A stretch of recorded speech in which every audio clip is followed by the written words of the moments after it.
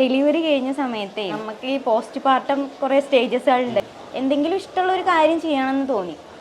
പിന്നെ സാമ്പത്തികമായിട്ട് ഞാനൊരു 1,00,000 സാലറി മേടിച്ചിരുന്ന ആളായിരുന്നു പുറത്ത് അബ്രോഡിൽ വർക്ക് ചെയ്യുമ്പോൾ. അതും ഒന്ന് വീണ്ടെടുക്കണം എന്ന് തോന്നി. അമ്മേനെ ഒന്ന് സഹായിക്കണം എന്ന് തോന്നി. ഇഷ്ടമുള്ളൊരു കാര്യം ചെയ്യാം, എൻ്റെ മോളേനെ വിട്ട് പോകാനും വയ്യ. അപ്പം അങ്ങനെയാണ് ഈ പാഷനിലോട്ട് വരുന്നത്. അപ്പം അങ്ങനെ വന്നതാണ്. പൊതിച്ചോറ് തുടങ്ങിയാലോ, ഒന്ന് വീട്ടിൽ നിന്ന് പോകാൻ വേണ്ട ആരെങ്കിലും ഏൽപ്പിച്ചാലും വീട്ടിൽ നിന്ന് ചെയ്യാമെന്ന് വിചാരിച്ചു. ആദ്യം ഞാൻ 30 രൂപയ്ക്കാട്ടോ കൊടുത്തിരുന്നത്. പിന്നെയാണ് ഇങ്ങോട്ട് മാറിയപ്പോൾ നമ്മളെ ചെലവ് കൂടിയപ്പോൾ 50 രൂപയുമൊക്കെ എത്തിച്ചത്. പ്രോഫിറ്റബിൾ ആണോ ചോദിച്ചാൽ അങ്ങനെ എത്തിയിട്ടില്ല.